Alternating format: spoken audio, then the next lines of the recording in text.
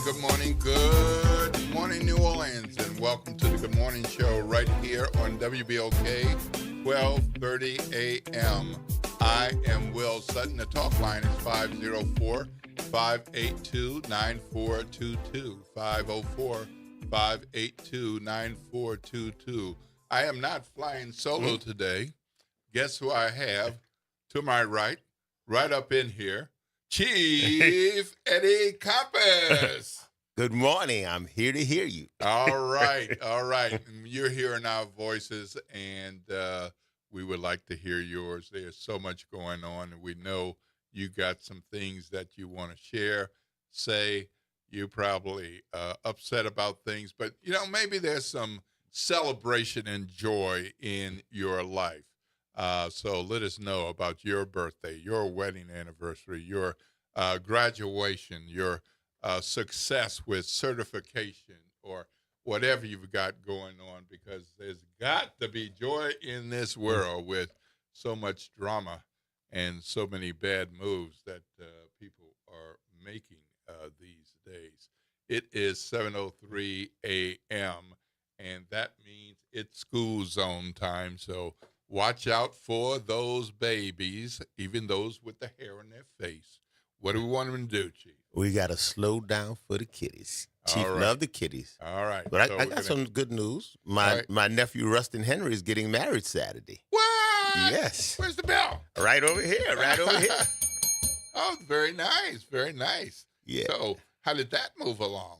How did we get to this point? Well, he met the young lady a couple of years ago, and she met the family, and we fell in love with her. And his dad, Rustin, and his mother, Kim, that's the first boy getting married, first one getting married, the baby getting married, and he is a very, very good kid, very good kid. So we're very blessed to make that happen. Well, good. And that's Saturday? That's Saturday. All right. Well, that's going to be a festive occasion. And his dad is getting inducted to St. Augustine Hall of Fame Friday. What? So double. All right. And I'll be at both. All right. So that induction is today, right? Yes, today. That's right. Tonight. Yeah, tonight. Yeah, that's right. Yeah, Tonight. I'm saying Friday. Today is Friday. Yeah. Friday. Well, congratulations to Rustin, and congratulations to Rustin. Little Rustin. Little Rustin and Kim, the mama. Kim, absolutely. Yes, indeed. Absolutely, yeah. And Miss Elvira, the mama. Yeah. Everybody's mama. Well, that's good. That's some good news. That's some joy that we can use with some of the things going on today and this week and this month. Oh, my goodness, some of everything happening. Yeah. We're going to be getting to some of those things during the Good Morning Show today.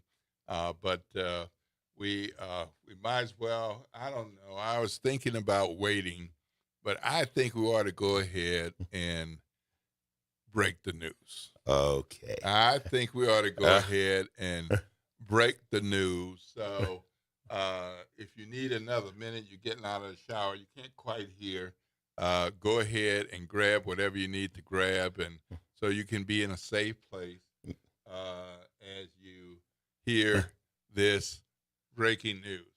So this oozed a little bit over the last few days, but it is definite as of this morning, and I want to make sure that you all are the first to hear about it.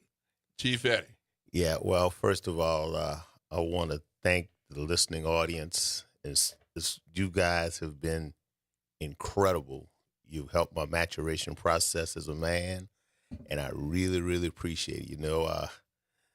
People at Equity Media, Troy, Wendell, and Jeff, they took a chance on a young man to give me an opportunity, and I really, really appreciate that opportunity. And Will, oh my God, I mean, I knew nothing about this industry. This is my first time ever being a host. I was always a guest as the chief, but this is tough. This is hard, to think about all the prep work that goes into this. And I mean, Will, he's brilliant and patient, sagacious, perspicacious, assiduous. He is one of the best people that I could ever imagine working with. Unfortunately, unfortunately, I work in the movie industry, and the movie industry had been lying dormant for about 2 years. But my boss and friend Marlon DeFillo called me up and said, "Good news, we're back at work." Mm.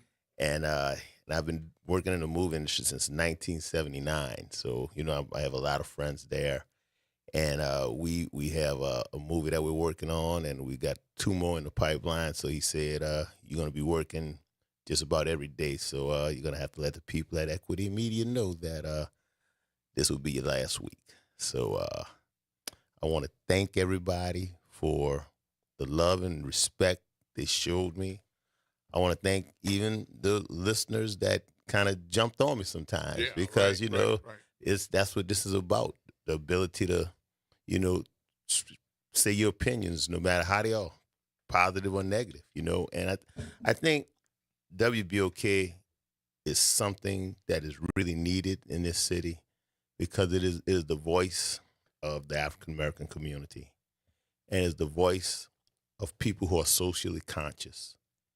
And I think these last few months have given me the opportunity to just reconnect with the community, reconnect with some of the people who had, you know, I guess a misunderstanding on who I was. And, like I always say, people just look at me as a policeman, but I'm so much more than that.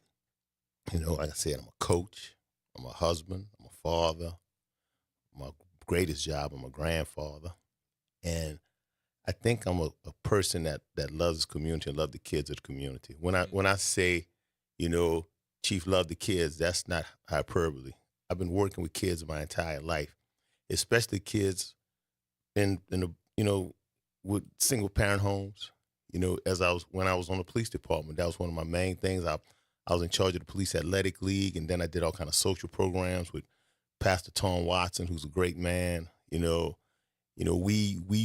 had the largest program in the country. We had over 500 kids in our PALS program, and we reached all those kids, and that was in like the 90s and the 2000s. And I see some of those kids now. They're grown people, they're grown men and women, and they thank me for spending the time with them.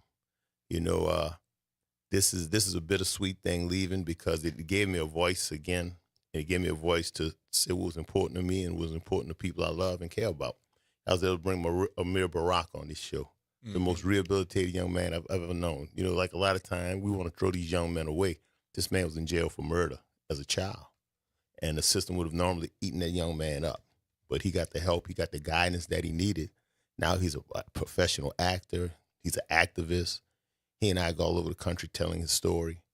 I was able to talk about people at St. Augustine High School who I love and respect, like Oi Craddock, you know, who came on. People didn't realize how generous and giving this man was. He wasn't just the captain of the football team. He just wasn't an executive, but he's a Hall of Famer in St. Augustine. He's a Hall of Famer at Southern Illinois. And now he's getting ready to get inducted to the Hall of Fame of Business at Southern Illinois. So he's a three-time Wow. Hall of Famer. Hmm. I mean, people wouldn't know that about Oi Craddock. And he was well, they said first, but the second alumni president of the school. You know, um, so I was able to tell my wife how much I love her every day Hmm. on air. Yeah. I got a lot of brownie points with that. I know you're listening, Regina. Ching ching, and like I said, my kids, my grandkids, they love listening to me, and I just loved being able to reconnect the community, and highlight some of the great policemen on the job, like Derek Frick. This young man got shot, he came back to work, and he listens to us every day. I mean, he's a man among men.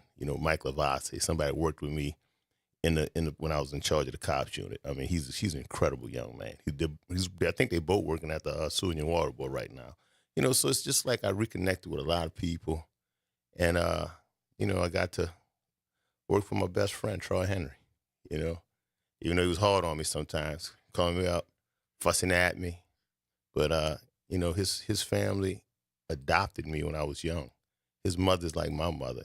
Sterling and Rustin, they're my brothers. They're not my friends. They're my Yeah. brothers. Yeah. So I just feel blessed and fortunate that Bill K allowed me this opportunity to spend a few months with the community again.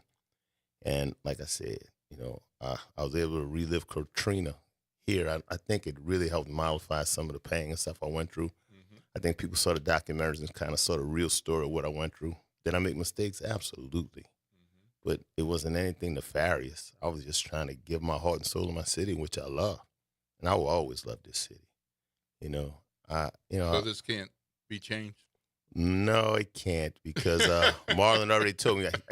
He made me sign a contract in blood. He said, Okay. he said, Okay. he said this. He said, well, he sent me to all the different schools about the traffic stuff. That when you see these chase scenes, that don't happen by accident. You gotta have all kind of. I got all the certifications and stuff. He said he got a lot of money invested in me, so he want to get a return on his investment. But like I said, I love seeing the people. We hadn't seen each other in years. Some of us out there, it was like a reunion. I mean, we have some brilliant people in the movie industry. Oh my God, these truck drivers! They drive these big trucks like they're driving little Volkswagen. I mean, I watched the electricians yesterday just put all those wires together like in a minute. I mean, I'm talking about hundreds of wires. These people are skilled. They are very, very adroit at their jobs. And just to be part of that industry is a blessing. It really is. Mm-hmm. Mm-hmm. Well, thank you for coming and filling in and then staying on. It's been a pleasure to have you at my side, and it's been great for the listeners to, really get more knowledge from your wisdom and from your experiences, particularly in the context of law enforcement, but also in terms of development of youth. And I think it's been a great experience. I hope that your guy at the film company will say, we'll let you go for 20 minutes now and then. Yeah. Yeah. So, maybe you can call in, Yeah. or you can come and sit for a bit, but certainly understand the wonderful opportunity to do that work full time. Glad to hear that the movie and film industry is picking up again. Another part of our economy that Right. we really rely on. I'm not sure how many people realize how many jobs are tied to that. It is not just the actor on the screen. No, not at all. It's not just the music that you hear.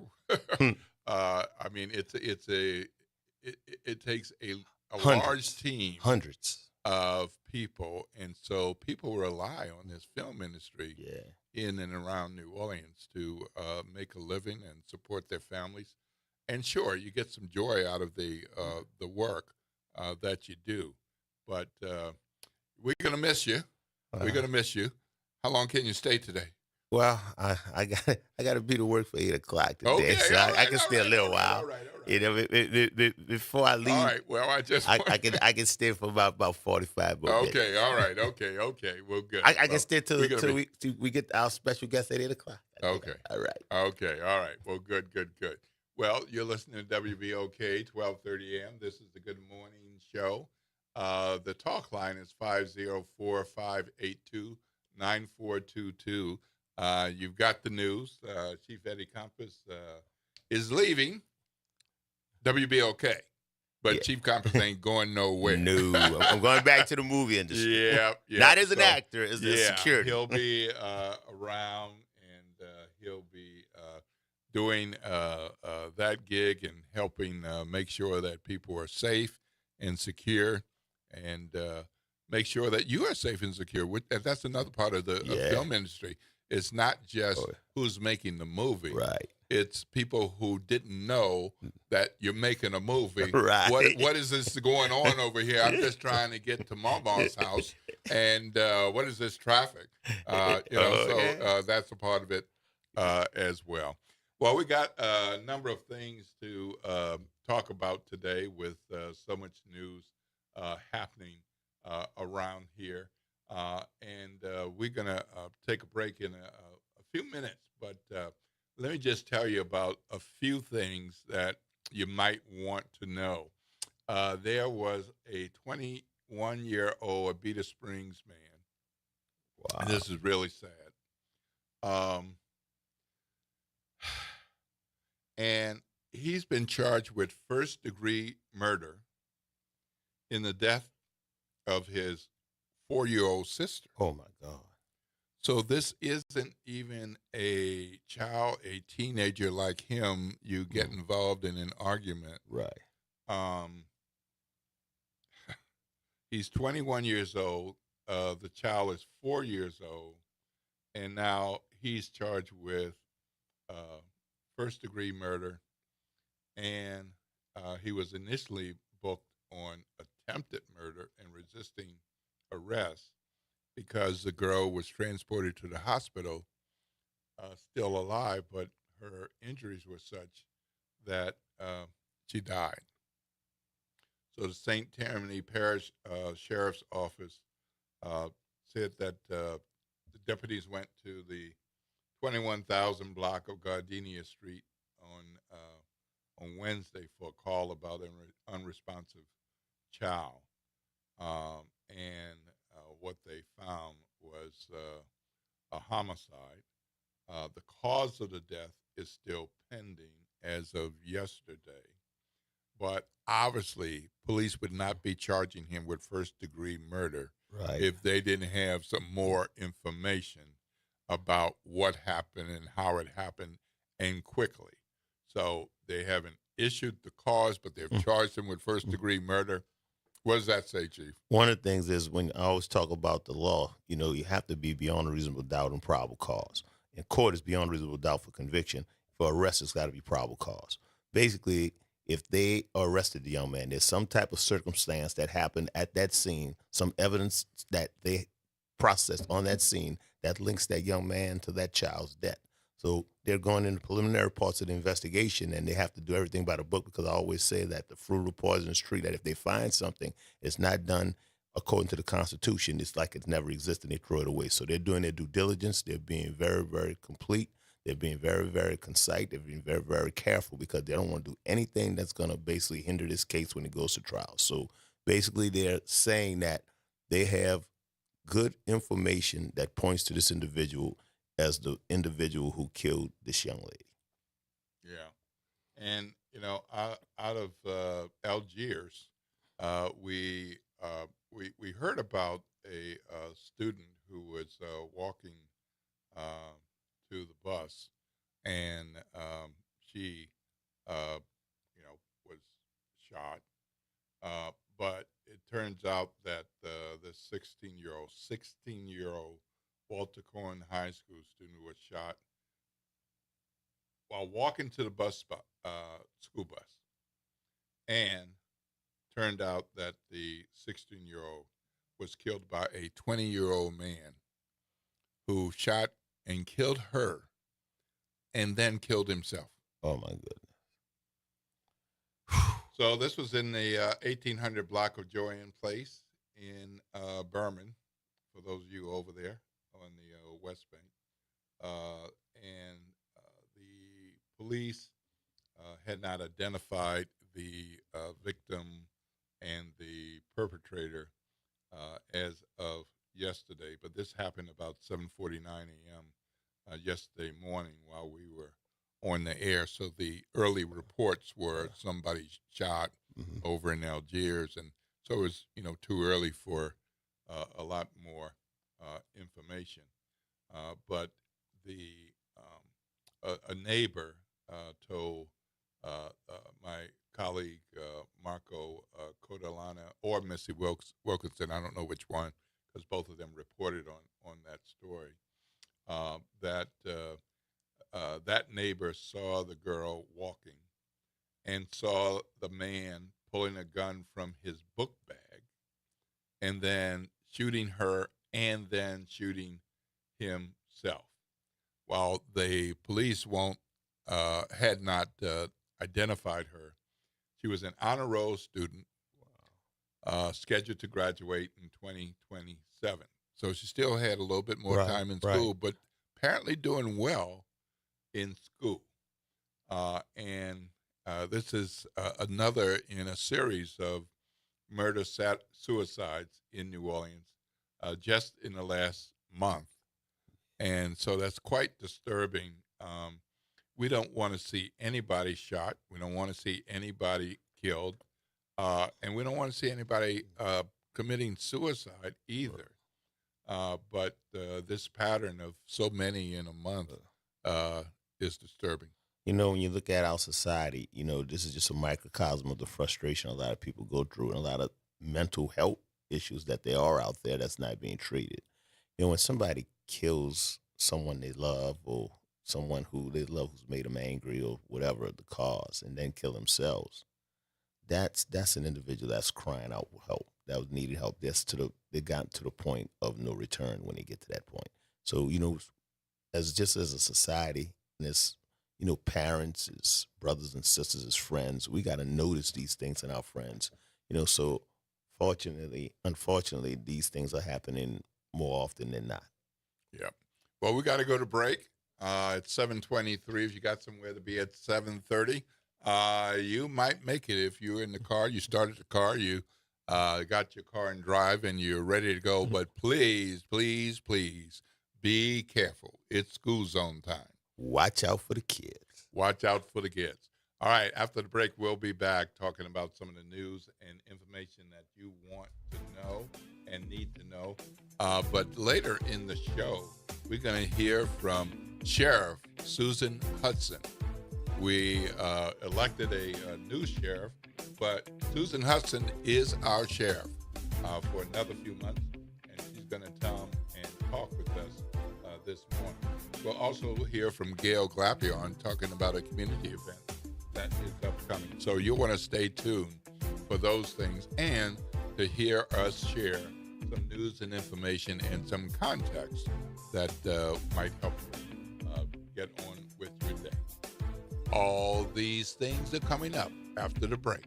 WBOK 1230 AM, what New Orleans is talking about all day long. Good morning and happy Friday. I'm Morgan Lentis with WDSU News, and here's a look at today's headlines.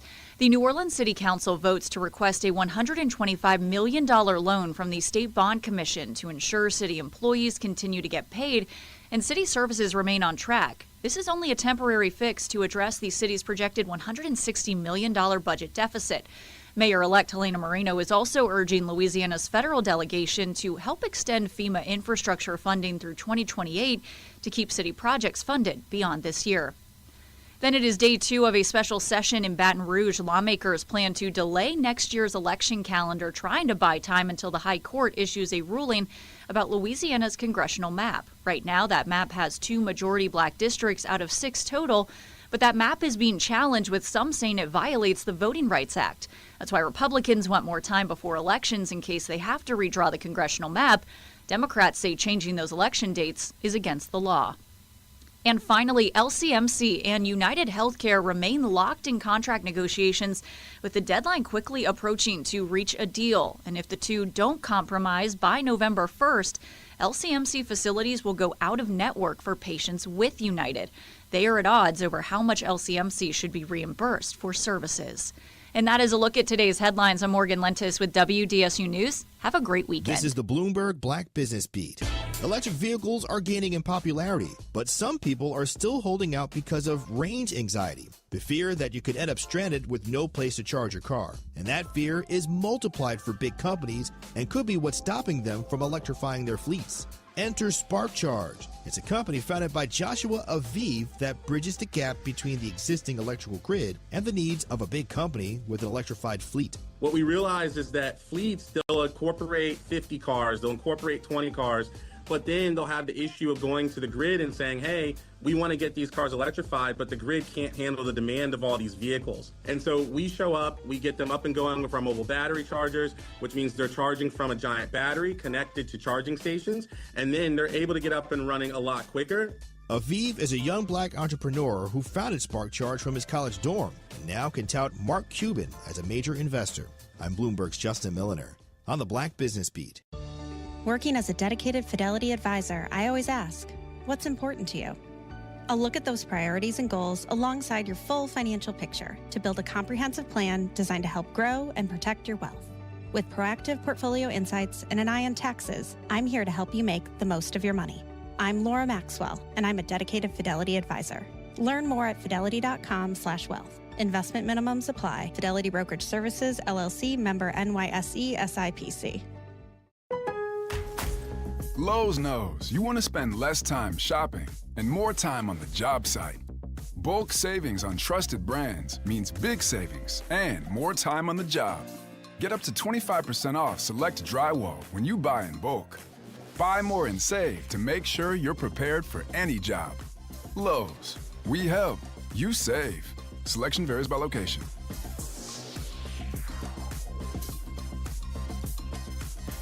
Start your day off right. Just getting your day started. Early morning gospel on WBOK. A message from the community scientist. Do you live or work in St. James, St. John, St. Charles, Ascension, Calcasieu, Baton Rouge, or St. Bernard Parish? You may be exposed to harmful chemicals like phthalates, BPA, and flame retardants found in everyday products but linked to serious health risks. That's why the Community Scientist, a program of Rise St. James, brings you clear, science-based facts that protect your health and our environment. Stay informed. Stay empowered. Visit risestjames.org today. Meet Leanna, a part-time chef and full-time mom. In the past, Leanna didn't have health insurance because she didn't think she could afford it. What she didn't realize is she qualified for Medicaid. She loves the coverage and peace of mind that comes with high-quality care. The kind of care you get with Healthy Blue. This is Medicaid, and it's for more people than you think. Maybe even you. To see if you qualify, go to myhealthybluela.com. Making a difference in the community. WBOK 1230 AM. Good morning, wake up. The Good Morning Show. Good morning. On WBOK.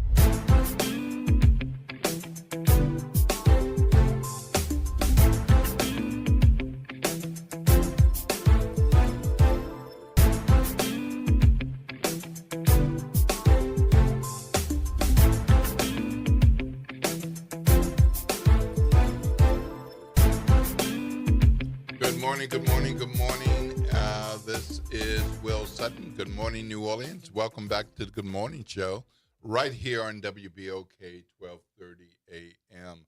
Right here with me, making sure that I don't go solo all of today, is Chief Eddie Compass. In case you didn't hear earlier and you're just tuning in, Chief Eddie is here today, but he won't be here on Monday, and he won't be here on Tuesday, or Wednesday, or Thursday, or Friday, or the balance of October, or in November, because he's got a wonderful opportunity to have some full-time work in the film industry, and I think I would choose that too. Yeah, the pay is a lot better. No offense. We appreciate what we do. Right. But it's not for the money. Trust me, it's not for the money. But I love doing this. Yeah. I see like when people on Academy Awards and they say names and they don't want to say names, they forget people. I forgot two extremely important people in this circuitous journey I got to get here.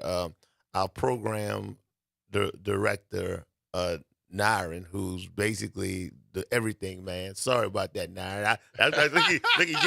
He said I remember it, and Justin, the general manager, because they didn't know me from a can of paint. And I mean, Nyron is incredible. He's a young man, Purple Knight, go St. Aug. St. Aug, 2600. And he's so quiet and humble. So when I was naming all these people, and of course my sisters and my cousin Karen, who listen to me every morning, they get up real early to listen. So I gave y'all a shout out. Now leave me alone.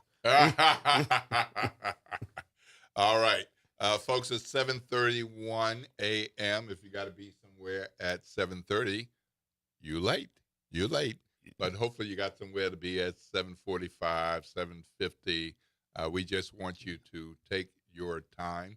And if you don't have to go anywhere, we want you to make sure that you're safe in the kitchen, in the bedroom, in the family room, the den, as we move around, particularly as some of us get older.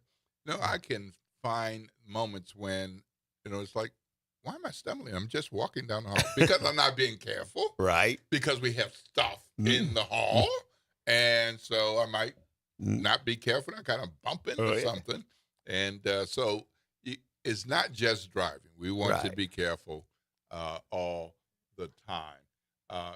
There are other things in the news, and want to bring you up to date on some of those things. One of the things that happened once we were off the air yesterday was that there was a two-vehicle crash in Little Woods, and that was reported about 10:23 a.m. over at Morrison and Reed. So if y'all are familiar with that part of New Orleans East, that can be busy. That can be a busy area. Mid-morning, people have Right. gone to work, but other things are happening because people are working, Right. driving trucks or vans to make deliveries or take people to their appointments and going shopping. So nothing for there to be some busy traffic around there. But what happened, according to police, is a white BMW SUV was traveling eastbound on Morrison and collided at the intersection with a black Chevrolet Camaro. Now, I try not to be biased, but when I hear Camaro or Corvette, Right. I think speed. Speed. Yep. Now, but I'm sure most Camaro and Corvette drivers are very safe and observant, and maybe just give a little gas in the open highway. But the driver maybe not so much. That's not my experience with them. the driver of the BMW was declared dead. Oh, wow. On the scene. And the Camaro driver was declared dead later at the hospital. Oh, my God. So a couple of lives lost, and the investigation is ongoing. So we really don't know much more about that. So, of course, the investigation is ongoing. And as always, if you have some information, if you saw this happen, if you were nearby, if you think you have some information that might be helpful to the police investigating, they would like to know for sure with that situation. There's another interesting case locally, and that is an alleged serial rapist and child molester has had his DNA linked to sex crimes spanning decades. Wow. Spanning decades, not days or over a weekend, decades. And so Lucian Jacob, 57, was jailed in Jefferson Parish in June, and that's where he's been. And he's been charged with indecent behavior with a juvenile, along with 4 other men accused of lewd communications with juvenile. Man, I mean, come on, man. That's that's so disturbing. But meanwhile, District Attorney Jason Williams said that it's been information from the public that has brought forward this additional information, and he said your voice matters. Not only for yourself, but for many others, at a news briefing. And there are no more details about the arrest, but the DA said Jacob's DNA linked him to multiple sexual assaults dating back decades, and that's based on evidence that's gone through the FBI's combined DNA index system. So I'm sure you know about that. Oh, that's pretty accurate. I mean, so what does that mean? Basically, when you have a DNA test, it's like 99.9% accurate. So when you look at it from that perspective, that is definitely probable cause to start an investigation. And when you talk about a crime of rape and sexual assault, in my personal opinion, that's one of the most heinous things you could do, especially when you're dealing with juveniles. That's why the law is very severe with the penalty stage and the punitive stage when you're dealing with negative things and, things that's immoral and lewd and lascivious conduct with juveniles, because they can't defend themselves. They're children. They look at us for guidance. They look at us for help. They look at us for protection. And when you betray that, that trust, when you betray that obligation, you should be given the maximum sentences. When we had our program, we did not accept child abusers, and we did not accept people who were convicted of rape. And I made that specifically because I wanted people to feel comfortable with bringing their children to our program. That not that I was being prejudiced by any stretch of imagination, but action has consequences. And when you do a crime as heinous as that, you need a lot of help. But I'm not going to take a chance on putting a child back in a dangerous situation that's under my watch. So that's why I was always adamant. Any program that I had, and I used ex offenders for most of them, I would not let sex offenders and rapists into the program, even though they may have been adjudicated after they've done their time and everything. But I just, in my heart of hearts, I just couldn't live with the possibility of even one child being in danger. So, Yeah, and according to public records, this guy has lived in multiple places, had multiple addresses. So Laplace, Metairie, New Orleans, and he just pleaded not guilty to indecent behavior with a juvenile in July in Jefferson Parish. And the DA pointed out that people like this don't honor parish boundaries. No, they don't. They just do what they do in wherever. And unfortunately, it's multiple hits on that index, and the DA did not want to say how many and when, no specifics, and I'm sure that's because it's an ongoing investigation. Now that they've found that, they're going to be following some leads, and they have asked for the public health to call the NOPD Sex Crimes Unit, and that number is 504-658-5533, 504-658-5523, and you can also they're also asking that you call 911 to report Jacob and his involvement or possible involvement with something that you might be aware of. And keep in mind, the DA said for decades, so they don't just mean something that happened in the last few months. They mean something that might have happened years ago that you thought might be suspicious, and maybe you just ignored it, said, must have been nothing. Well, maybe it was something. Maybe it was something. Well, technology in law enforcement has gone to a level that's unreal, that you can solve problems and you can solve crimes. But what I also want the public to know, DNA have gotten a lot of guilty people who are innocent let out of prison. So it works both ways. It's used as a crime fighting tool to convict the guilty, but it's also used to basically show the proof of the innocent too. So it's something that's really a strong evidentiary tool that is used, and it holds a lot of weight at a trial. I can tell you, I've been around juries when they get that DNA evidence, and a lot of times individuals plead guilty when that evidence is brought to fruition and it's basically during the trial, and they realize that, it's kind of hard to overlook that type of evidence. So, I want to commend the DA also, because, Jason Williams, he is really a professional. I've been knowing him for many, many years, since he was at Tulane, and he represents us extremely well as a city, and he is very due diligent. He's very knowledgeable, and he's doing a great job. And so I just want to publicly acknowledge that. And he goes to my church, Franklin Avenue. Shout out, Pastor Luda. All right. Okay. Well, this is not a sports show, but every now and then we have something that we think you might want to be aware of, and this is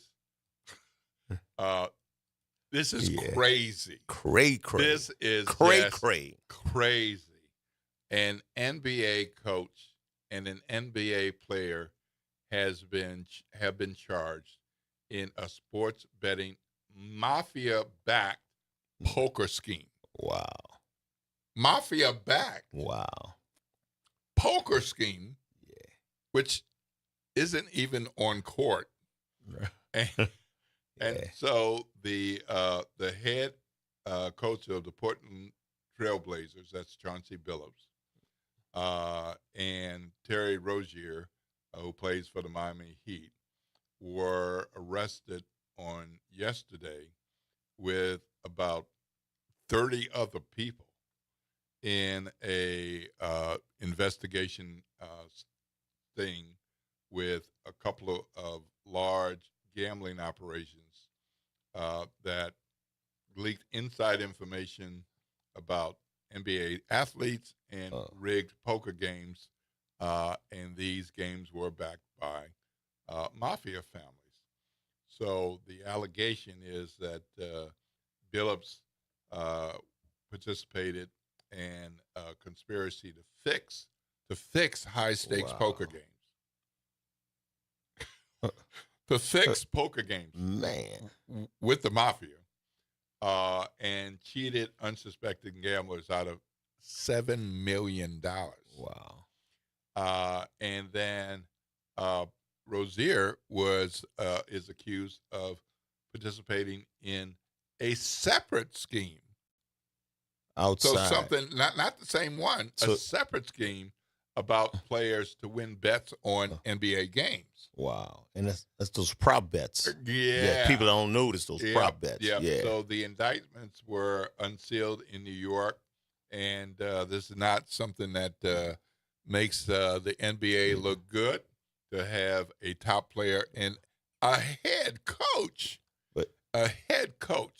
So they've been relieved of their duties while the investigation continues. And the prosecutor said, your luck has run out. We caught up with you. But so they're facing laundering and wire fraud, conspiracy charges, and former NBA assistant coach and player Damon Jones is accused of participating in both schemes. Wow. Which, I mean, so, if you got 30-some people, maybe all of them don't work for or play with the NBA, but probably there's somebody else and somebody else and somebody else. And, Billups, he's a basketball Hall of Fame guy. He won a world championship. Yeah. I mean, he's very well respected, and I know he's made at least $50 million over his career, if not more. $106 million. Wow, I didn't even know. I was guesstimating. I mean, he's done well. So why would he need to do something so I don't get it. Nefarious, for lack of a better term? And Rozier is a top level player, and in his NBA career, he's got about $160 million. Wow. I mean, even after the cuts for your agent and this one and that I think it's like one, 3%. That's it. If they would just put that in a regular savings account making 5%, they would get $8 million a year on $160 million. I mean, that's crazy. And there's a New Orleans Pelicans tie-in.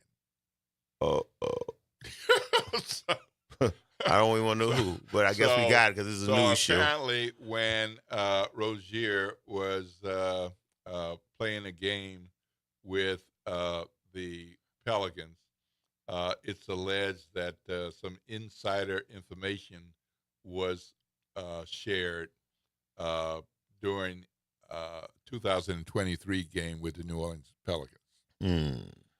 So some sports bettors had some inside information about what was going to happen in the game and what happened during the game, and able to, I guess, change their bets and all.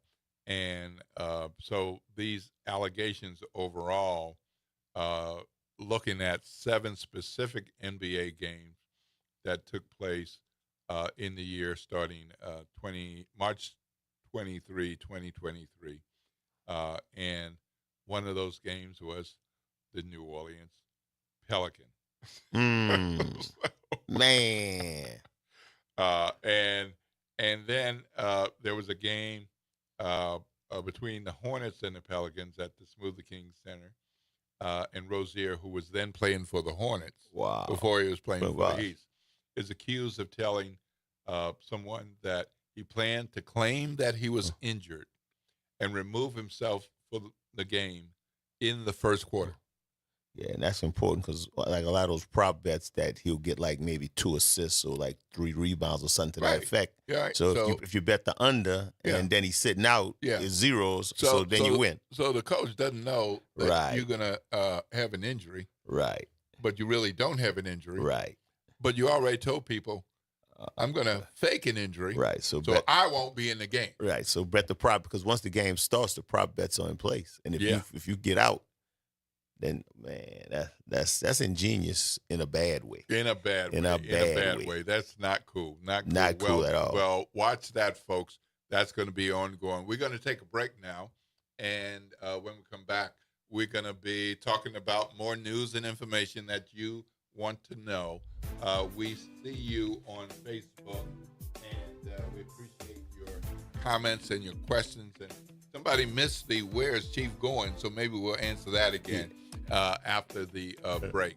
You're listening to WBOK 1230 AM. What New Orleans is talking about All day long.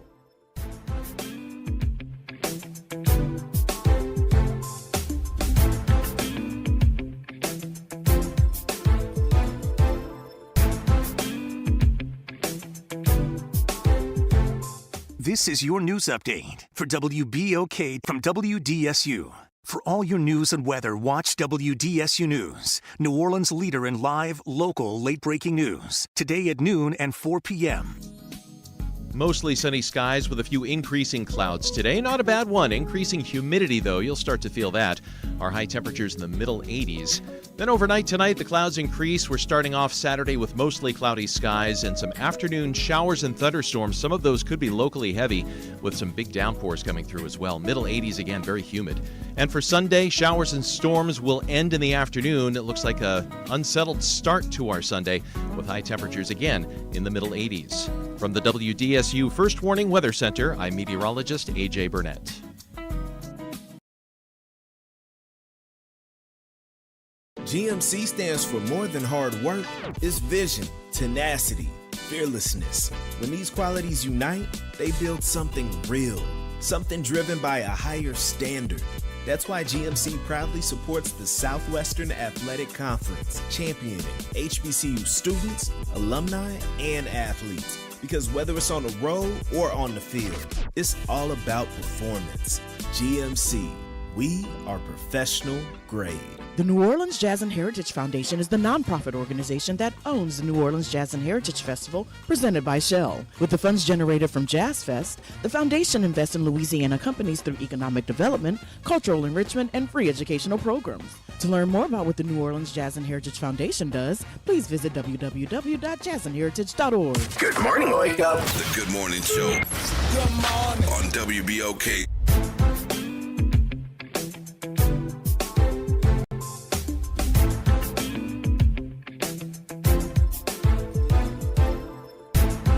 Good morning, good morning, good morning, good morning, New Orleans, and welcome back to the Good Morning Show right here on WBOK. I am Will Sutton, and right here with me today is Chief Eddie Campos, my partner host for a number of weeks, and I see that some of you all missed the announcement, and so we're going to have to give them a short version because, of course, we want to touch base on some other things.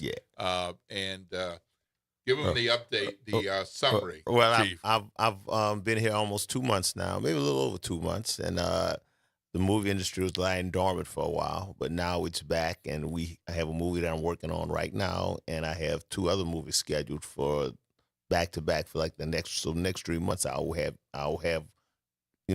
permanent employment. So I went back to work in the movie industry, and like I said, I just want to thank the people from BOK, the ownership, all the staff for just being so kind to me, being so patient with me, and I want to thank my friend, like I said, my best friend Troy Henry, for everything he's done for me throughout our life and giving me this opportunity.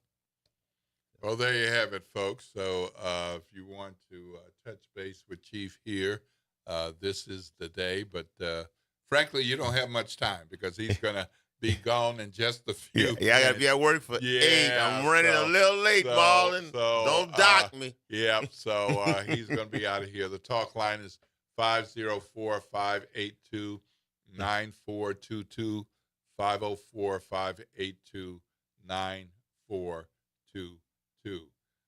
So, of course, we have an election coming up next month, November 15th. So we have the citywide clerk runoff. We have the City Council District A runoff. And we have the District Council E runoff as well. So we're going to give you some more news and information about that in today and in the coming days. And we have a special announcement related to that coming up before the front porch. So make sure that you stay tuned. You're going to want to know about this, and you'll definitely appreciate, no matter where you live in the city, this opportunity that is coming up right here on WBOK. It's not too late to register to vote. You just can't register to vote in person. You have to go online to register to vote. And you can do that by going to Go Vote, find that online, and follow the prompts to register yourself to vote. You can vote, register to vote today or tomorrow and vote in the November 15th election. But that's it. So you only have today and tomorrow. All right, we've got a caller. Vincent, good morning. How are you? Hey, good morning, Chief and Will Sutton. Look, I met y'all. Well, I met the Chief recently again, and I told him that me and my son always listen to y'all when we on our way to work, talking about the time and what look out for the kids and whatnot. And we're already late, so it's been a pleasure, man. You fit right in like a shoe. And, we'll miss you and your presence, but I know you're going to be doing great things. And, we'll see each other around, I'm sure. Yes, sir. You'll always be around. Thank you, Vince. I appreciate that, man. All right, my man. All right. Have a blessed day. Thank you, sir. Absolutely. So you can register to vote today or tomorrow. And keep in mind, put this on your calendar. Early voting starts November 1st. Early voting starts on November 1 and continues through November 8th. And then we have the election on November 15th. So make your voting plan. If you're not registered, plan to register today or tomorrow. If you are a registered voter, plan to vote in the early election period or on election day. But of course, there's another way to vote, and that is by absentee or mail ballot. So you have to get that request in soon so that you can have that option to do a mail ballot in the comfort of your home, and you have to return it before election day. When you look at it in the runoff, it's even more important because it's historically, I'm always trying to be a student of history. Historically, the election, I guess the actual people who vote is much lower. The turnout is much lower always in a runoff. So if you're voting in a runoff, you even have more power. So if you want your candidate to win, it's imperative that you vote. And like we always talk about at this station, that people have actually died for us to have the right to vote. So we don't just have a civic obligation. We have a moral obligation to vote in respect of those who have given their lives for us to have that right. So please, please, please don't be remiss and not vote. Please do your due diligence and vote. Yep, the voting is so important, and we had a big election October 11th, and it's wonderful to see that more than 40% of the registered voters came out.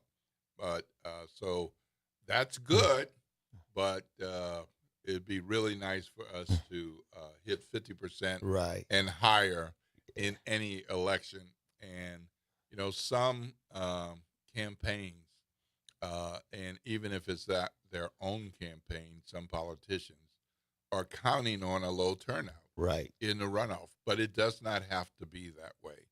It does not have to be that way. You can make a difference by making sure that you participate and that you get your family to participate, that you get your friends to participate, and explain to them why it's important. Most of city council is set, but those residents of District A and those residents of District E have a chance to decide who will represent them for the next 4 years. So just a little bit more context. And I know some of you know this already, but want to make sure people know that City Councilman Joe Giarrusso is not returning to City Council. And so there were a number of candidates who campaigned to win that seat and succeed him. The two in the runoff are Holly Friedman and Amy McCarron. And so they both worked for Joe Giarrusso. So this is their chance to say why their experience working for Joe Giarrusso is going to make the difference, and why their experiences otherwise will make a difference, and where their policy similarities are being in sync with Joe Giarrusso and each other, and where are they different? Why should the voters of District A choose one or the other? And, of course, in District E, that's the seat currently held by City Council member Oliver Thomas, and he is not returning to that seat. Even more candidates ran for that seat, so there was no 50% winner. But the two in the runoff are State Rep Jason Hughes and former City Councilman for that district, Cindy Nguyen. And so that is an important choice to make, and you'll have that opportunity to make that decision. And of course, the clerk race is undecided. Right. We have the incumbent Darren Lombard, and we have the challenger Calvin Duncan, and that was a 47-46 split. Right. So neither of them got 50%, but that's very close, very, very close. So we're going to tell you a little bit more about that, and we've got a special announcement for you before we leave the show regarding the runoff. So let's make sure that we keep you informed. Stay tuned. If there's something in particular you want to know, let us know. If you got a call, got a comment, you got a question, we will try to answer, but at the minimum, we'll give you a response. So you're listening to WBOK, 12:30 a.m., what New Orleans is talking about. All day long.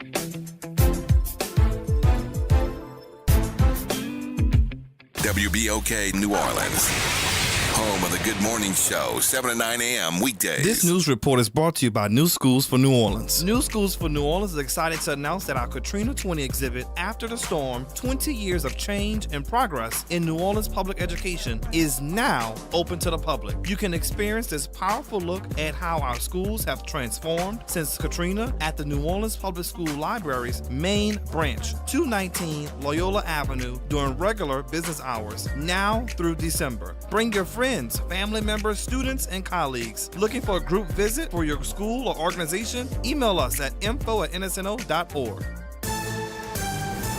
I'm Bree Wood with BIN News Now. Due to the government shutdown, at least 25 states plan to halt food assistance on November 1st. So we're going to be watching that week very closely to see if we have an influx in demand or new clients that need help. That's Camille Teal, who runs Caring Community Friends Food Pantry in Oklahoma. She says the impact could be devastating for millions relying on SNAP benefits. Texas Representative Jasmine Crockett said she'd strongly consider a Senate run. U.S. Weekly reports she leads early polls to challenge GOP Senator John Cornyn, but she's waiting on a court ruling over redistricting that could reshape her district. And Delaware State University trustee Tetra Shockley Esquire will participate in the Miss USA 2025 pageant. Not only will she represent DSU, but she'll proudly represent all HBCUs. The special event takes place tonight. Get BIN News Now on demand 24/7 on the iHeartRadio app. It's Off the Top with Norman Robinson on WBOK 1230 AM. It is certain in any case that ignorance, allied with power, is the most ferocious enemy justice can have. Phenomenal advocate and author James Baldwin wrote those words in his essay, No Name in the Street, in 1972.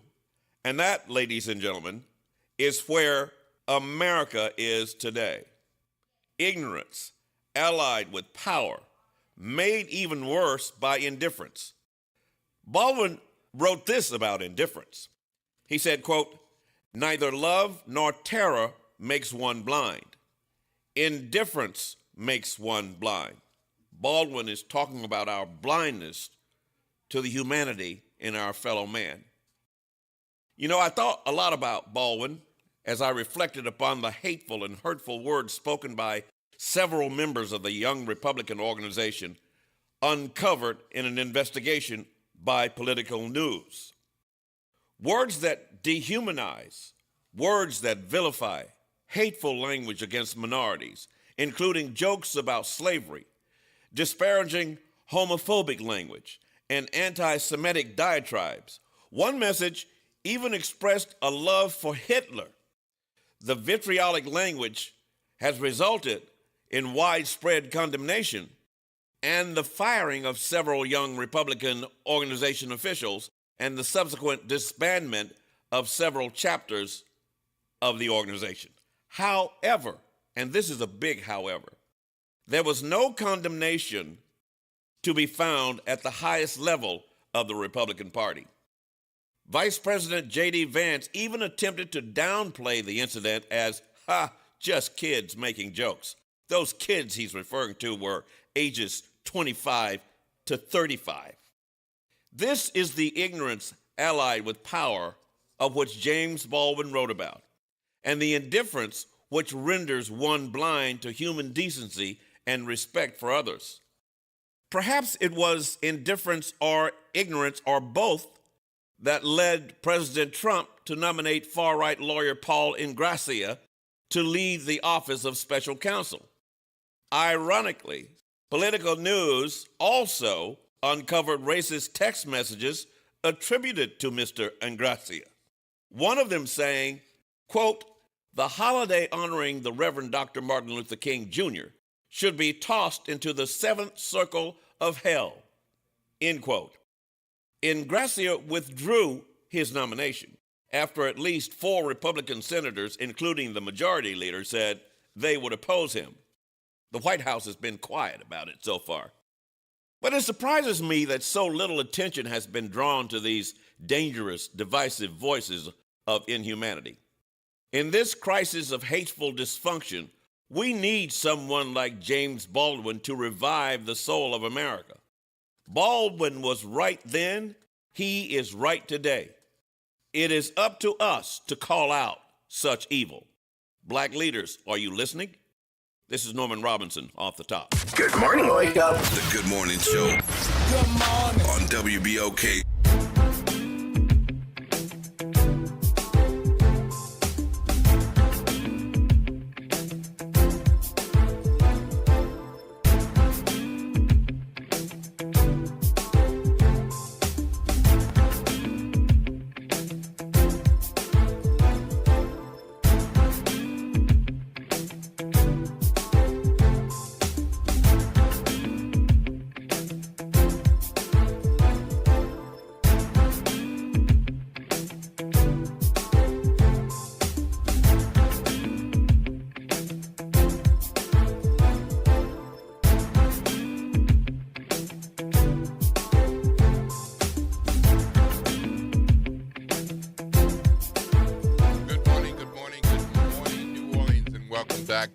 Morning Show right here on WBOK 1230 AM. You're hearing my voice. I am Will Sutton, and the talk line is 504-582-9422. With me right now is not Chief Eddie Compass, because as he told you, he was in here for the last time and not even for the full show, because he has to dash off to detail duty on the film set, and he needed to be over there for 8. So I think it's turned out to be 8-ish, but he's gone. But the sheriff is here with me. Sheriff Susan Hudson is with me. Good morning, Sheriff. How are you? Good morning, Will. Good to be here. I'm sorry I missed the chief, though. Well, he wanted to see you, but he was like, kept looking at his watch. And he even asked the boss on air to give him a little grace. You know? But yeah. So he's off to that duty and not returning to the Good Morning Show on any regular basis. But you have continued your work through since your before you're officially starting. You started getting things ready for that, and then you have fulfilled your duties during this term. You ran for re-election. The voters decided to choose Michelle Woodfolk. You were very clear during the campaign, I think, about the issues that were going on within the office generally and at the jail and different incidents. I gave your version of events and all. What do you think is the reason that the voters didn't re-elect you? Yeah, there was just first of all, I want to just thank the people of this city for this opportunity. A once-in-a-lifetime opportunity to affect a system that has been wrong and out of balance forever. A chance to really make the jail what it's supposed to be. A place where people come, they're held accountable, but you also get them the things they need to do something different in life. As we saw people who were just arrested over and over and over again, you could see there's clearly some issues there. And what I was able to, everybody knows is that there's a mental health issue, there's an addiction issue, and there are other economic issues with folks. That's what gets them into jail. So I had this once-in-a-lifetime opportunity to work on that. When I came into office, I came in with a very ambitious agenda, and that's what I set to work on, the work. But the one thing that you always have to remember along the way is that politics always wins. And so that, from almost from the time I got into office, there was just this kind of what seemed like a concerted effort to just talk about things in the jail that you had never heard before. You didn't hear about fights in the jail. You didn't hear about any of these things.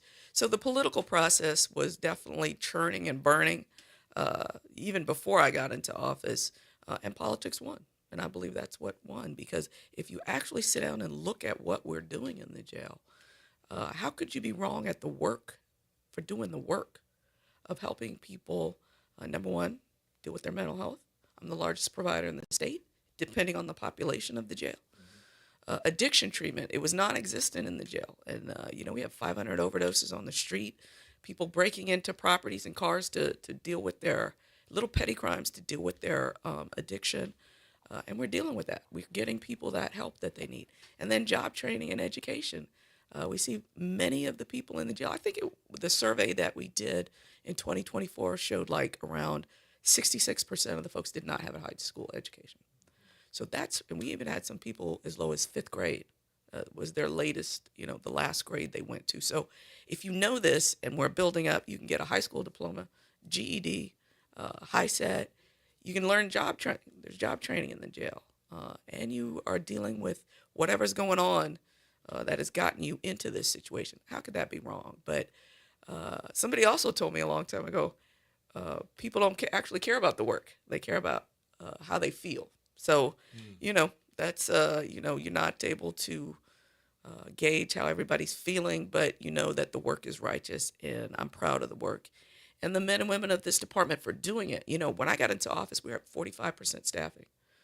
And then we went up to 1,600 people in the jail. It was under 1,000 when I got there, up to 1,600 people. And we dealt with all that and still were able to move forward with the rehabilitative work. So I'm proud of the work that I was able to do, but the work was my focus instead of politics. So do you think politics got in the way before you even started because you won? Yes. And let me ask these kind of questions. So is it because somebody other than the previous incumbent won? Is it you feel the politics ramped up because you're a woman? Do you think the politics ramped up because of your approach to running the sheriff's office even before you started? I mean, what about this politics would get in the way so early with a fresh start? Oh, yeah. So, you had an incumbent who had been there 17 years. Now he's gone. All that he had in place is now gone, too, because I'm coming in doing something fresh and different. And, the sheriff's office, pretty powerful office, ability to, decide a number of things. So, for instance, when we came in, I was able to get people out on the streets patrolling as well. It wasn't really our job, but we did that. The city needed help. We did that. Mardi Gras, that wasn't our job, but they needed help. We did that. The courts weren't fully open. They had been, not doing anything. Well, not anything, but they just hadn't been fully back open since COVID. So, we were able to kind of put all those things back in place. But it's a powerful office, and people want the office. And so, here I am, a newbie in here. It took a village to literally get me in here. And so, in order to get me out of here, you had to create a village as well. And so you need to plan on that. And I do believe there was some planning going on. I don't know who. I'm not in those rooms, of course, but people were telling me along the way that, there are folks really out here working to make sure that they get you out. So it is what it is. The election is over now. Now it's time to transition on and to make sure that Sheriff-elect Woodfork, when she comes in, has the information she needs to be able to start on day one. And we're working on that too. So you're still the sheriff until May. So That's right. unlike what happens with the mayor and city council, where they're going to be in their seats in mid-January, there's a months of time that you continue your work before the new sheriff takes over. But let's visit the things that were kind of they were very high profile. What do you think? How much do you think the May 16th escape had an impact on your reelection, or was it more some of the other things that happened along the way with people publicizing things, Right. or getting reports to unofficial sources and that kind of thing? Oh, yeah, it was definitely some of that. So when you have, and sheriff's offices are political offices, and this is what I was trying to tell people during the election. They are political offices. Everybody in there serves at the will of the sheriff. Yeah. And so that's the same in every office. And so I believe we're the only parish that is elected on a different cycle than the other 63. But whenever there's an election and a change in sheriffs, you lose people.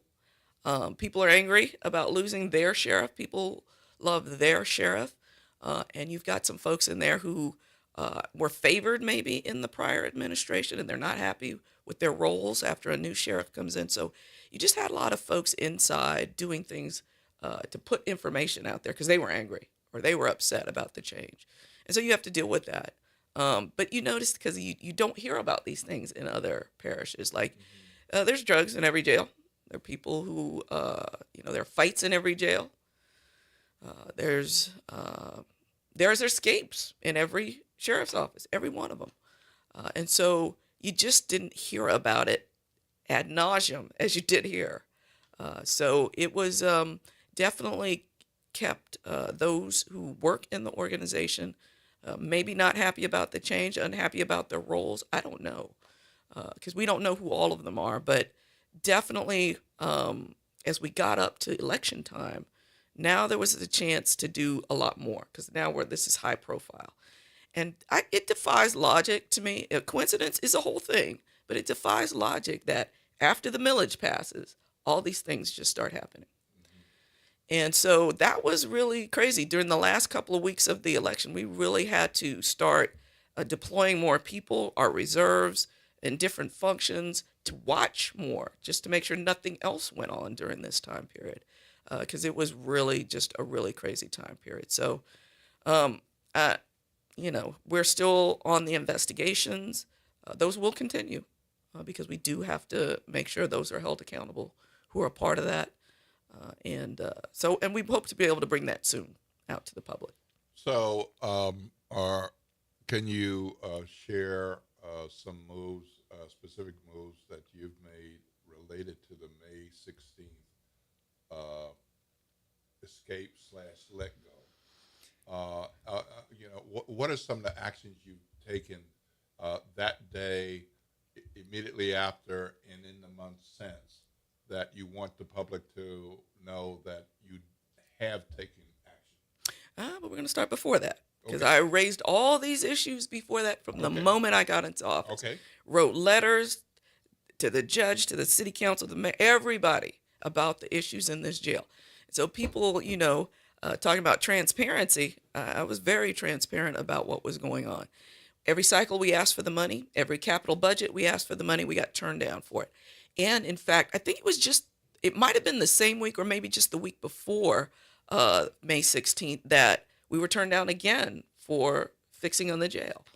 So we're like, okay, we'd already won our millage, so we knew we were going to go out and go get that money and start working on not start working on, because we had already started, but now we were going to have a finite and set amount of money that we can now go, okay, here are our priorities. We're going to work on these things. So even before May 16th, we had started working on the locks, the broken locks.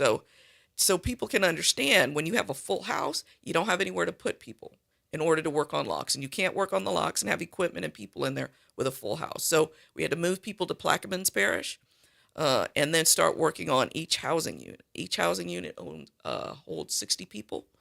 And we had to move to two housing units out to be able to work on the locks on 2 of the units. So that meant these locks that are almost impossible to defeat, and to make sure that we can hold people there. These are our disciplinary pods and our administrative segregation. So the disciplinary is for just minor or infractions that go on that you're going to get a little bit of time for. We have to separate you from the population for a little bit of time. Administrative segregation is for those who are doing long-term problems in the jail. And so, and that's behavioral management and other things. So those are the 2 big, that's what we started with first. But we had a plan to do the entire 3rd floor and a couple of pods on the 4th floor as well. But those are $500,000 for each pod. And so we did 2 pods, so close to $1 million there, that we could afford to do on our own. Now that the millage money is here, we're working on the other pods as well, but we had already started working on things. So can you help us understand more about what happened on May 16th? How was it that 10 people left? And since that day, you have said that this was orchestrated, that it was an inside job. That's right. So this isn't, no one can look at this point and say this is a campaign issue, because that happened then and you're still the chair. Yeah. But what happened that lets you know that this was an inside job? And was it an inside job with 2 or 3 of those young people, or all 10 of them, or some of them plus others inside the facility or outside of it? Because we know phone calls are monitored, and we know there are other documents that pass through. I'm certainly nowhere as familiar with the jail as you are. But for it to be an inside job for that number of people, I believe it seems like that can't be 1 or 2 people. Yeah, so all the details of that, we can get into all that and who's connected and all, but we do know that a few of them just went for the ride, right? Yeah. It was open, they went ahead and left, went to the French Quarter and whatnot. I mean, that's, that doesn't seem like planning, but others, you could tell how to plan. So we know that, and, once the door was open, they, some of them just took advantage of that. But what you know is that in this facility, the way it was built, moving around the facility is very difficult. So there are doors out of your cell, out of the pod, there's an interlock, out of the common areas to even get out the doors. Unless you do what they did, which was go through the wall there. So there are a couple of then security features, but there was not the full, more high-risk security apparatuses in place, the hardening of the jail. That's the stuff we're doing now, which there was an opportunity when the jail was built to put that in. Those security measures were not put in. So, we move along. Now we're doing all those things, but to get into there, it was not a matter of them being able to do it themselves. It was not possible.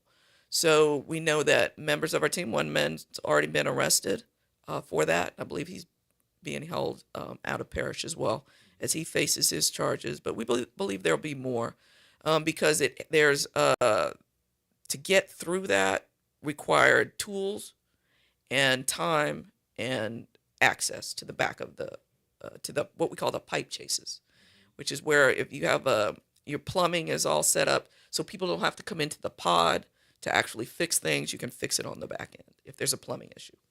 So that's and electric and other parts of the infrastructure of the jail that you may have to fix.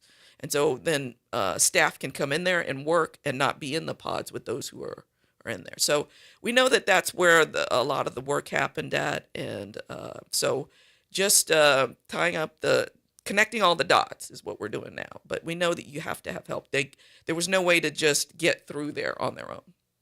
So how much of what happened on May 16 can be tied to the problem with locks and the money for the locks, the problem with cameras and money for cameras, and those kind of security features? Yeah, and deputies. So we just don't have enough staff at 60%, just enough staffing. So these are all things that every budget cycle, and we're going to say the same thing next week when we go to budget, got to have a pay plan for our deputies so that they can make a good career. When I got into office, they got raises from $1,550 to $1,850. That's still not enough for the work that they have to do. And I think the national average is around 24. So we're behind on that curve. We want more people. We've got to pay for it. We just got a report, and this is for the community to understand. We got a report from our human resources. We got people wanting to come in and be a part of the organization, can't pass background, can't pass drug tests, and sometimes can't not pass the written tests. Ooh. So these are all issues that we have to deal with. Personnel quality control there. Yeah. So we've got to be able to raise the salary and be able to recruit in other areas as well. So then the doors, yes, that was an issue, and it's been an issue for a while. That helped contribute to it. If you know that you're able to move about, and that happens a lot, and because these sliding doors are problematic. You need more deputies in the pods if you have malfunctions with the door. So that's an issue. And you need more people to watch the monitors and have relief for people going to lunch, et cetera. So those are all money issues and recruitment issues that we had. And then you have the structure itself, which to actually remove those sliding doors and bring in the swinging doors is an astronomical cost. You're not talking hundreds of thousands, you're talking millions of dollars to change that. So just like fixing the locks on those doors. So it's a budget issue, and those are things that we put into the capital budget plan, asked for money, didn't get. But there's also one other thing I want to talk about, which would have helped, the camera systems. Yes. These are old systems. Mm-hmm. They came in, the jail opened in 2015, but that camera system was probably created 13, 12, something like that. So these are old systems, end-of-life systems. The new systems have AI in them, which can help with a lot of things. So We had asked for that since 2022 as well, and I think the cost in 2022 was around 3.1 million. Now we're probably close to 5 or 6 million for what that system would cost coming in. So that's still needed if the you're going to upgrade this jail system. So the sheriff-elect will have to make those decisions moving forward. Well, with the city budget looking the way it is, and a $160 million deficit, and problems with the FEMA funds, and having to get a municipal payday loan, what's your plan to go before city council and say, I understand, but? Well, we have to make cuts too, and we're digging through, where we can make some cuts at. So like overtime obviously is a big issue. So we'll have to, because we planned, in fact, we told the city, worked with our monitors and the federal judge to say, we need mandatory overtime to cover more things. So we'll cut that back now. We'll have to do that. But the thing that the public needs to understand is that we have roughly in our custody close to 1,400 people. They still have to be fed. This is a sick population due to the addiction, the mental health. Those things still have to be taken care of. And so you still have to secure these folks. So that's not like where you say, okay, well, we won't do traffic stops maybe or something like that. I can't stop doing medical care. I can't stop doing mental health care. So we're just looking at places where we can maybe cut some corners. So maybe food choices. What choices are we doing in the jail on food? So just delaying maybe some maintenance until the financial picture gets a little bit better. So just looking at where we can cut without having to, of course, affect our employees and their regular pay. So that sounds like there are more safety concerns that will continue and more security concerns that will continue. Are you and then the subsequent sheriff going to be able to put things in place so that there's not another May 16th or not another escape of a single individual, or is this just going to put us at risk because we have to have cuts? Well, the first thing we have to go back to, there are escapes in every jail. Yeah. There's not going to be any jail in which nothing happens. There's not one in the state where it's never happened. So that will always be the threat. But we are putting in place the hardening of the facility. So a security package that was not put in place originally when the jail was built, we're now doing that. So if you are housing so many high security folks like we are, you need more double rows of razor wire and putting some cages on the door so that there's redundance. You got through one door, but you got to get through another one. So just hardening that facility in different ways so that we can make sure that as much as possible, because if you have human help, you still will be able to get out. I don't know if you remember a few years ago, there was a prison security person who helped the man get out, and they ran across the country and all this. Yeah. Right. There's no, if you have help, there is no way to stop that from happening. So, and then you're not going to be able to defeat systems. They kept saying this was the largest. It wasn't. Orleans Parish had 21 people get out one time, 28 another time. So it's happened. In fact, I met people from both of those. Oh. Yeah, I met a person who had escaped during the 21 and one from the 28. So, and happened to meet them at a particular, I forgot what the event was, but happened to meet them and they were like, yeah, we got out. And it was like, okay, nobody's talking about that. They're proud of it.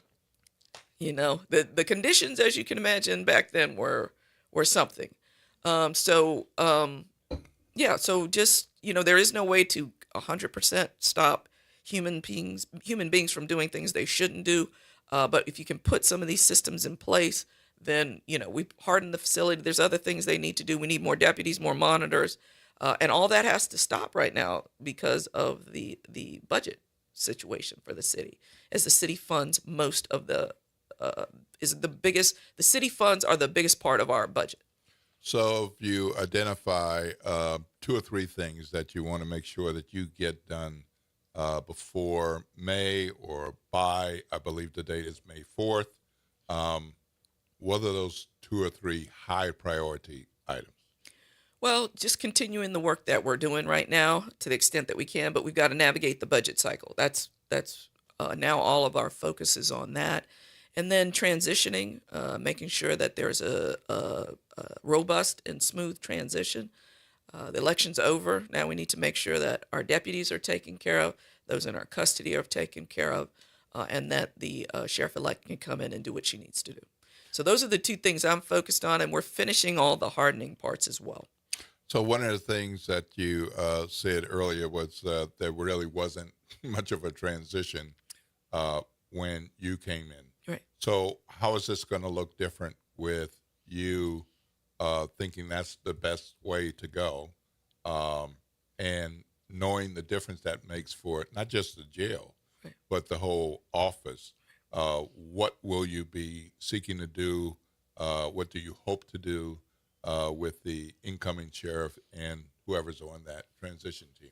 Yeah, we'll have I've met with the sheriff-elect, just Okay. a quick conversation to talk Yep. about it, and let her know that we'll have people dedicated on our staff to facilitating the needs.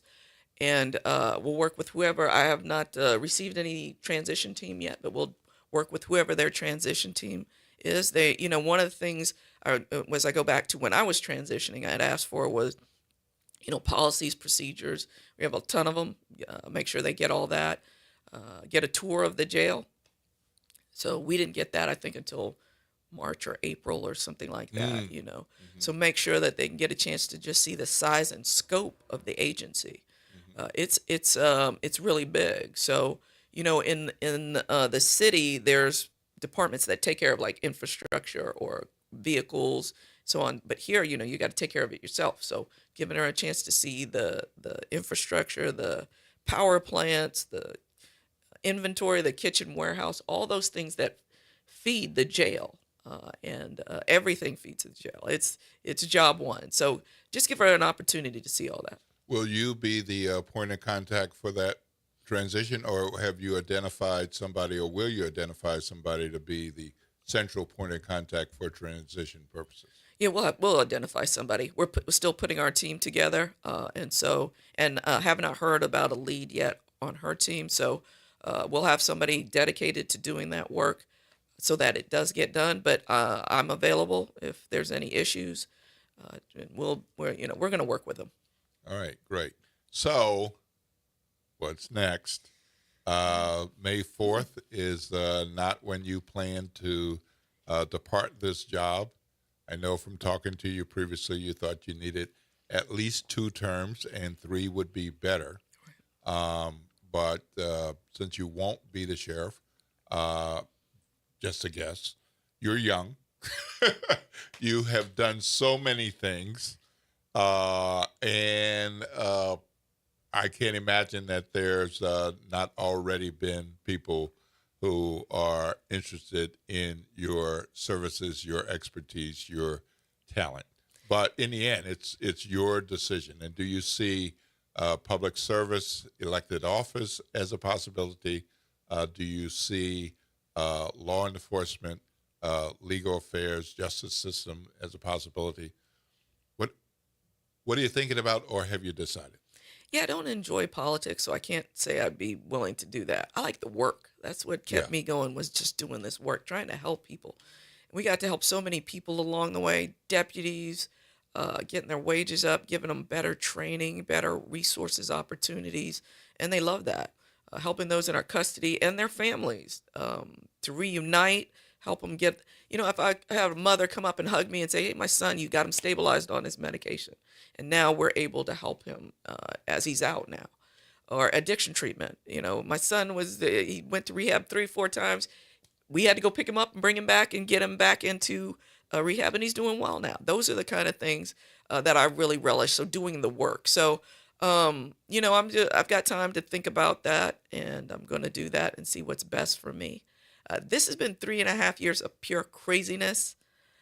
really intense stakes, right? The stakes are high. You have the lives of those in your custody at stake, and the safety and security of your deputies as well. So that's been really high stakes this last 3.5 years. So I'm looking forward to something a little less high stakes, but something that I can do good work that feeds my soul as well. And so we'll see. I'm going to look and see what's available. All right. So that's a hard no on politics. Oh, yeah. That's over. That's over. Yeah. But some of this work will continue in some way, some form. Yeah. Will we keep you around, you think? Or you, because also, I mean, I think with some of the background that you have, there'd be a number of places elsewhere that might be good. Well, that's all part of the process, trying to figure out what I'm going to be doing. So, just right now, budget, and then I'm going to take a little break. I haven't really had a vacation in a while. Yeah. And just kind of clear my head and think about what I want to do. Of course, pray. As a person of faith, I'm going to pray on it. Right.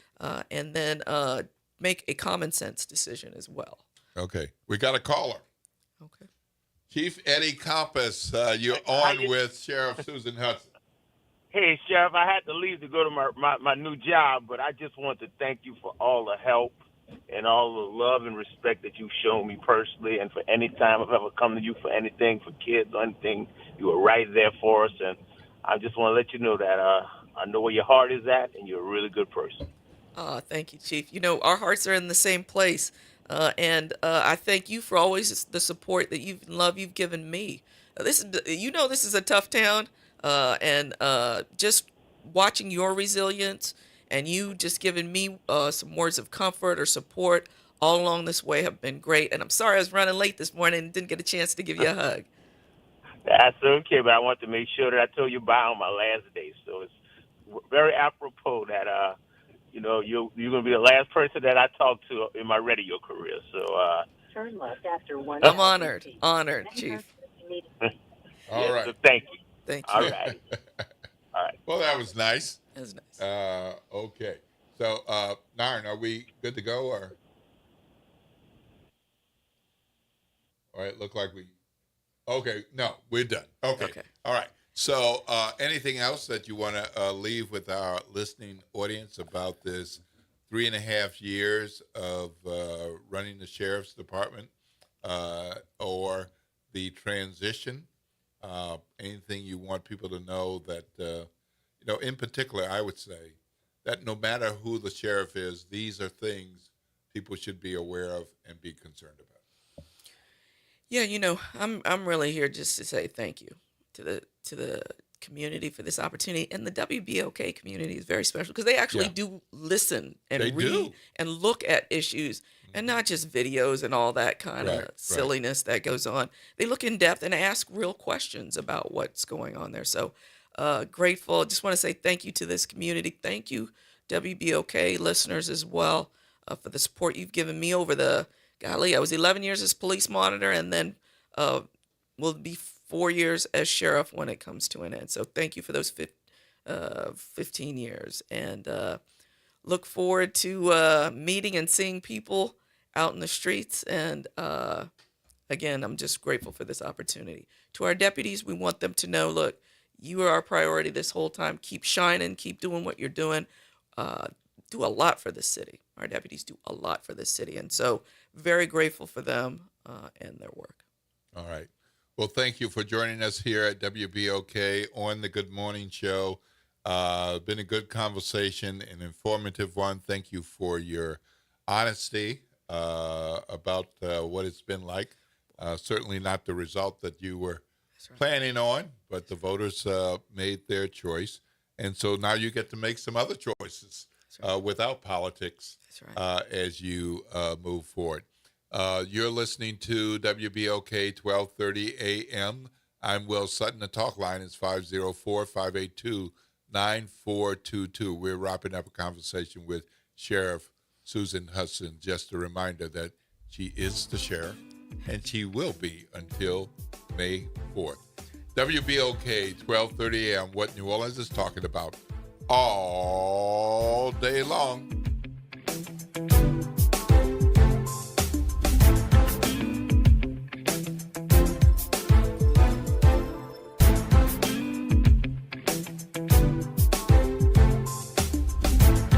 Good morning and happy Friday. I'm Morgan Lentis with WDSU News, and here's a look at today's headlines. The New Orleans City Council votes to request a $125 million loan from the State Bond Commission to ensure city employees continue to get paid and city services remain on track. This is only a temporary fix to address the city's projected $160 million budget deficit. Mayor-elect Helena Moreno is also urging Louisiana's federal delegation to help extend FEMA infrastructure funding through 2028 to keep city projects funded beyond this year.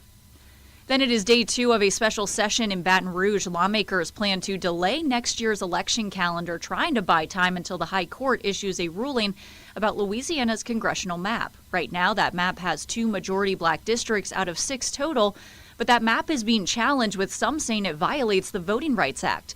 That's why Republicans want more time before elections in case they have to redraw the congressional map. Democrats say changing those election dates is against the law. And finally, LCMC and United Healthcare remain locked in contract negotiations, with the deadline quickly approaching to reach a deal. And if the two don't compromise by November 1st, LCMC facilities will go out of network for patients with United. They are at odds over how much LCMC should be reimbursed for services. And that is a look at today's headlines. I'm Morgan Lentis with WDSU News. Have a great weekend. Wake up your taste buds at Inner City Brews and Bistro, home of the one-of-a-kind peach cobbler pancakes. Start your day with our soulful breakfast favorites. Then come back for bold cocktails and those oh-so-good Creole flavors that always hit just right. In the heart of Tremay, every bite feels like home. Doors open at 8:30 a.m. and find us at 1401 St. Bernard Avenue. Inner City Brews and Bistros, uniquely New Orleans, deliciously unforgettable. Visit DePaul's new Algiers Health Center at 2801 General de Gaulle Drive to receive primary and preventive care for both adults and children. Services also include behavioral health, imaging, and on-site pharmacy, vision, Medicaid enrollment assistance, and more. For appointments, visit DePaulCommunityHealthCenters.org or call 504-207-3060. This is your news update for WBOK from WDSU. For all your news and weather, watch WDSU News, New Orleans' leader in live, local, late-breaking news. Today at noon and 4 p.m. Mostly sunny skies with a few increasing clouds today. Not a bad one. Increasing humidity, though. You'll start to feel that. Our high temperatures in the middle 80s. Then overnight tonight, the clouds increase. We're starting off Saturday with mostly cloudy skies and some afternoon showers and thunderstorms. Some of those could be locally heavy, with some big downpours coming through as well. Middle 80s again, very humid. And for Sunday, showers and storms will end in the afternoon. It looks like a unsettled start to our Sunday, with high temperatures again in the middle 80s. From the WDSU First Warning Weather Center, I'm meteorologist A.J. Burnett. Meet Leanna, a part-time chef and full-time mom. In the past, Leanna didn't have health insurance because she didn't think she could afford it. What she didn't realize is she qualified for Medicaid. She loves the coverage and peace of mind that comes with high-quality care. The kind of care you get with Healthy Blue. This is Medicaid, and it's for more people than you think. Maybe even you. To see if you qualify, go to myhealthybluela.com.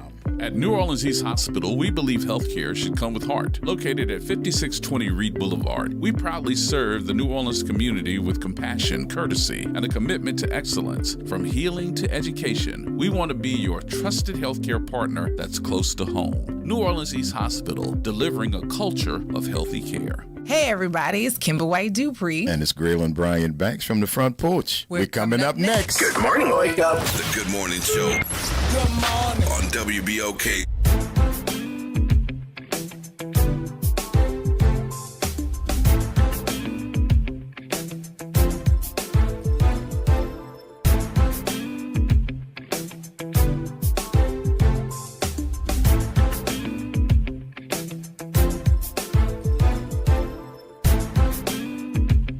Good morning, good morning, good morning, good morning, New Orleans, and welcome back to the Good Morning Show right here on WBOK 1230 AM.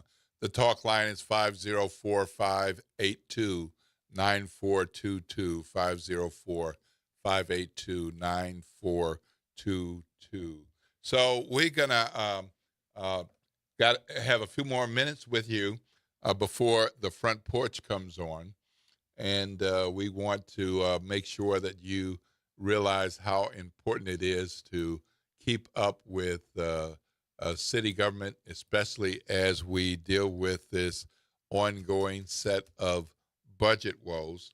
And now City Council is looking at a payday loan, a municipal payday loan to get money to help deal with the immediate possibility of not being able to pay the city employees through the end of the year.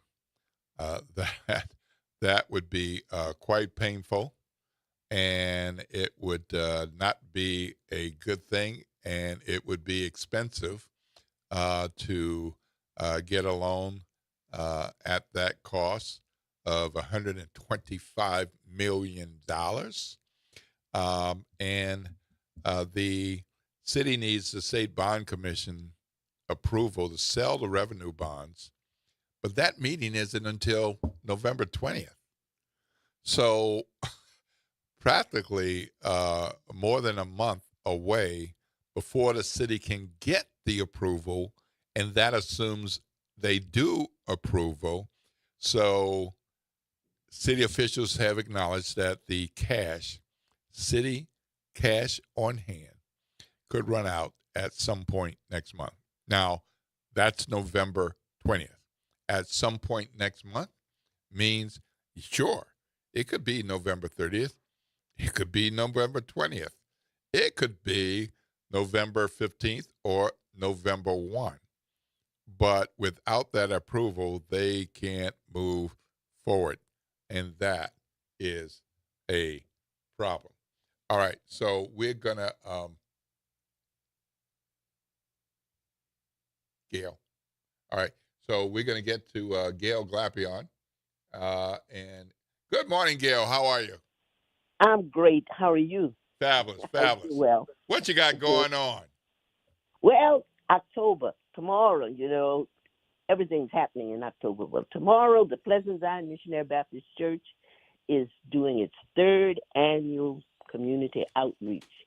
It starts at 11 to 4, and we've got some fabulous, fabulous talent.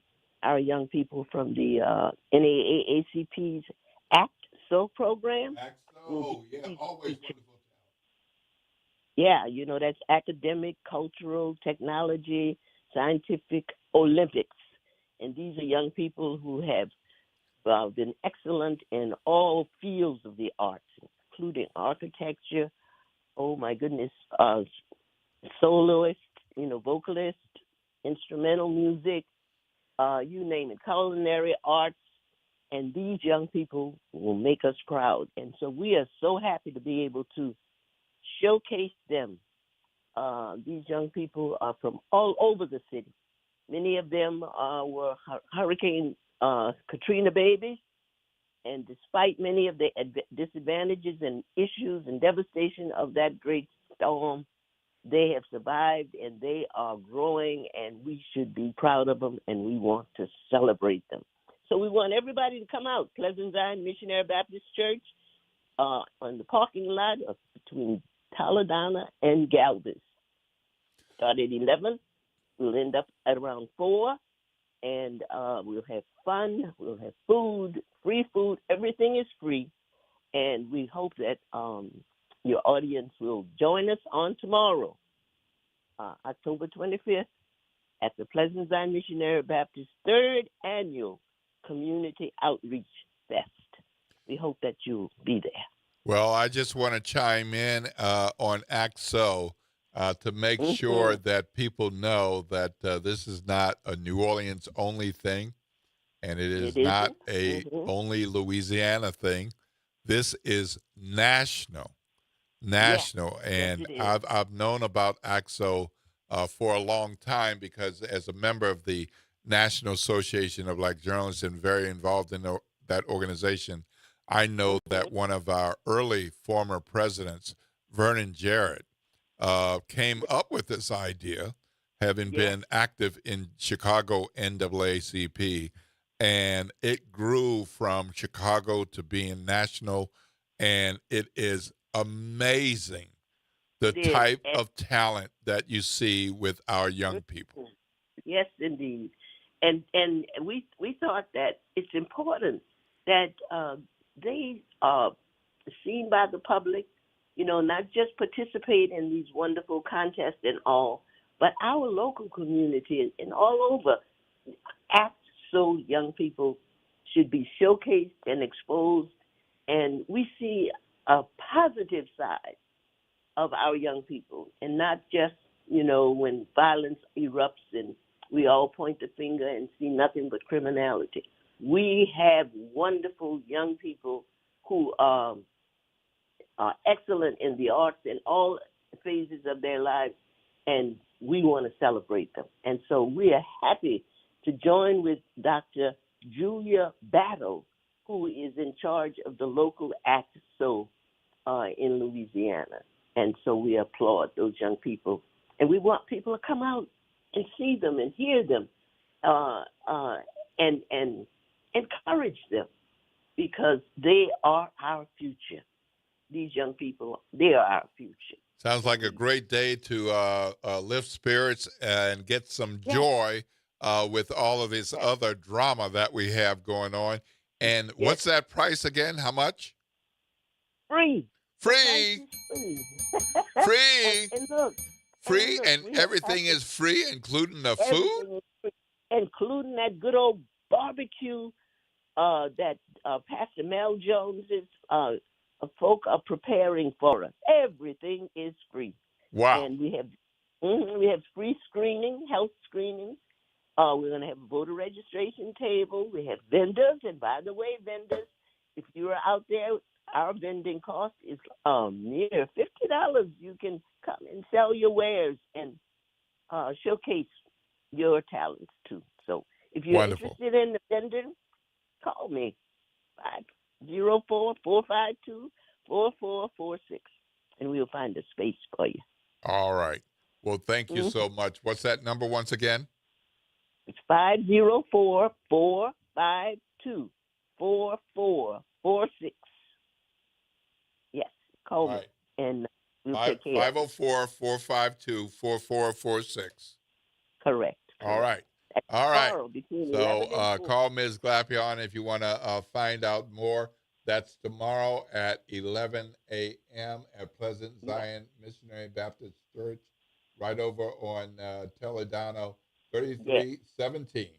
So that's it. All right. Well, thank you so much for calling in, letting us know about that wonderful event. You have a blessed day. Same to you. Take care. Right. Okay. Bye.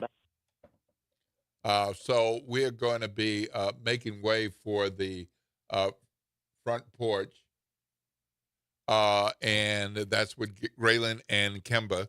But before we go, I promised you an announcement that I know a lot of you would want to know about, and I hope that you'll write down my email address, editorwillsutton@gmail.com, editorwillsutton@gmail.com, and you can find me on Facebook, and you can send me a message that way. I no longer post on formerly Twitter X, but my account is there if you want to DM me. I'm on Instagram. You can find me there because I'd like to know what you think, because on Monday we will have a special opportunity to hear from State Representative Jason Hughes and former City Council member Sidney Nguyen as they talk during a special City Council District E forum right here on WBOK. That will be a part of the Monday Good Morning Show. They will be here live and in person, and we will find out why each of them thinks that they are the person to succeed City Council member Oliver Thomas. So we want you to stay tuned for that. You want to make some comments, give me some suggestions. The format is being finalized today.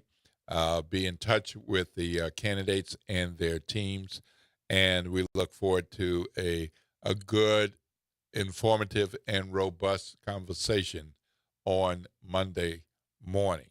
So City Council District E runoff is on November 15th. Early voting starts on November 1 and continues through November 8th. And there's a runoff in District A and a runoff for the clerk's position as well.